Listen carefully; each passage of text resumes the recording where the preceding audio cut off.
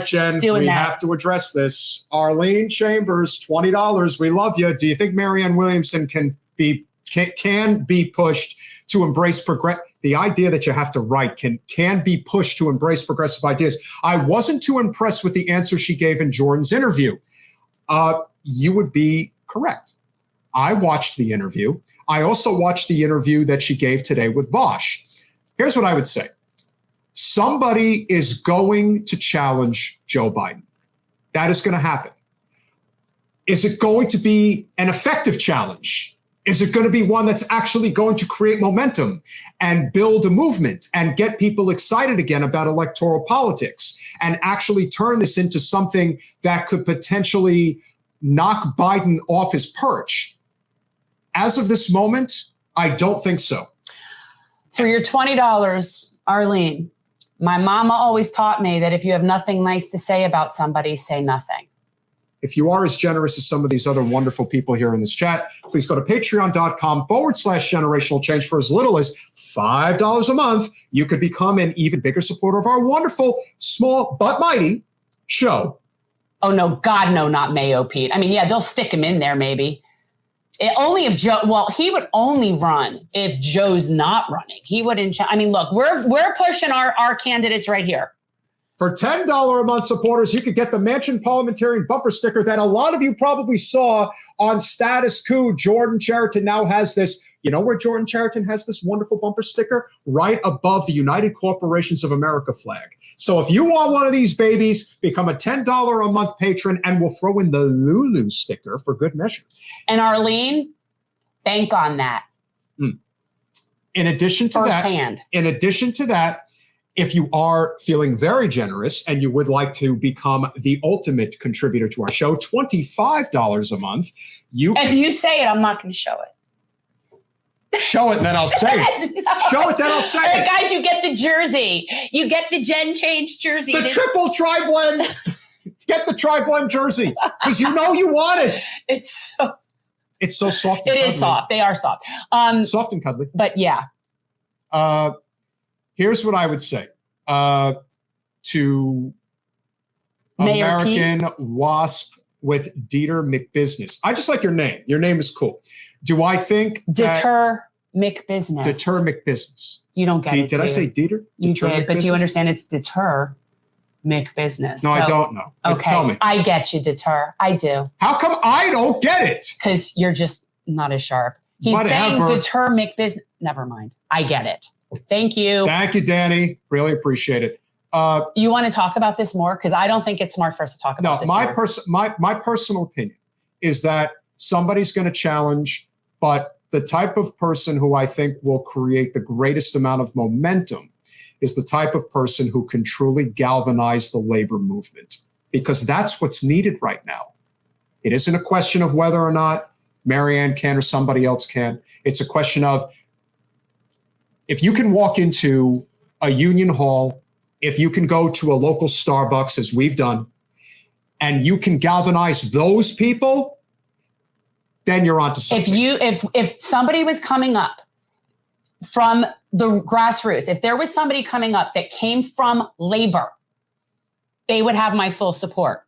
Okay. Now, personally, I don't see somebody doing that in like a Prada suit. Not the right vibe for me to lead a labor movement. That's my take. Okay. And what I think is that somebody that isn't that person will detract from building the bench, take money and resources away from down ballot races for nothing. And that's my concern with supporting someone that isn't a labor, that doesn't come from labor. If the Democrats want to lose, but lose in highly successfully financial fashion in 24. Biden DeSantis? That would, no. Newsom DeSantis. Newsom DeSantis. You spit over your words. Newsom DeSantis. You see, that would be an interesting race. And again, that's just for theatric purposes, because those two would really have that. Now, what I would say, because I still believe fully right now in this moment that either Trump and most likely, but my money is on DeSantis to be the next president. And here's what I do believe is the best case scenario right now, because of how shattered the left movement really is, because it's so uncohesive.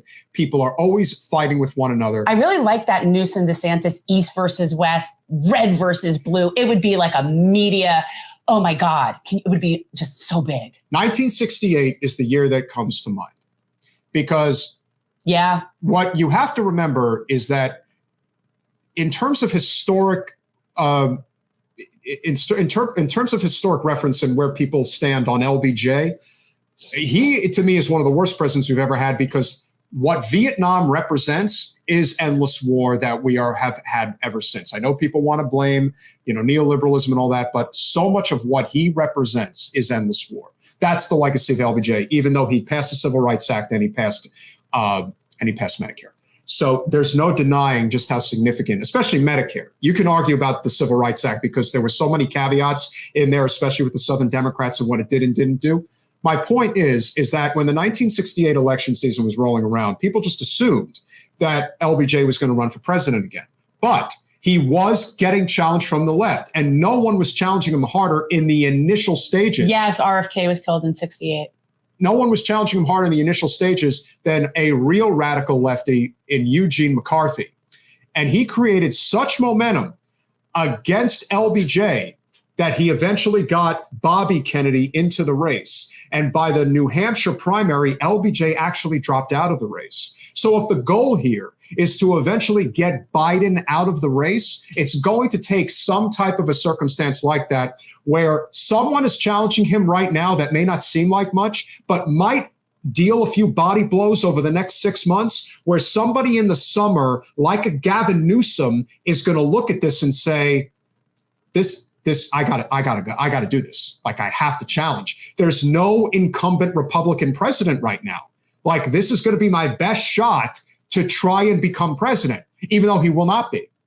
But his best shot will be that circumstance. And the same is true for, line them up. Buttigieg, Kamala, you name it. Marjorie Taylor Greene, Trump's VP. He's better off with someone like Nikki Haley, but I don't know that she's affiliated with him. Let's put it this way. If Trump is trying to win, which I think he is, he's not going to pick somebody like Marjorie to be his VP.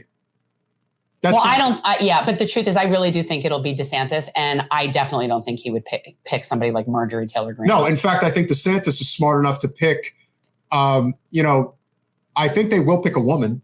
That I think is very likely. You've got Nikki Haley, Carrie Lake. Yeah. There's some people that I would think would be kind of on the... And say what you want about Carrie Lake. As cuckoo for Cocoa Puffs as she is, she's not cuckoo for Cocoa Puffs in an obscene way, the way Marjorie Taylor Greene is. Like, I could see somebody like Carrie Lake, with the way she can basically do the runway walk. A lot of people are going to like her. They will. Thanks for watching. If you want to support our mission to transform politics into service, please like this video, subscribe, follow us on social media, and consider joining our Patreon, where you'll get early access to our interviews as well as other exclusive content. Links are in the description. Peace out.